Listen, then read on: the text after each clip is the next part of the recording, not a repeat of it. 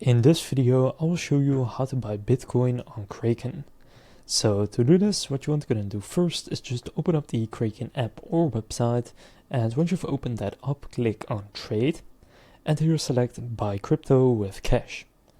Now here you're just going to search for Bitcoin, and then select it from the list.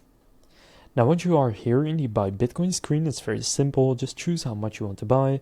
For example, I'll just do €1. Then click on the next icon, and then you will get to this overview. Now if everything is correct, just click confirm, and from there you will then have put in the buy order, and you can now see I have bought €1 of Bitcoin. So that's really all you need to do to buy Bitcoin on Kraken.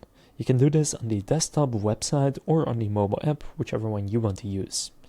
If this video on how to buy Bitcoin on Kraken was helpful, please consider leaving a like and subscribing to my channel. With that being said, I will see you in the next video.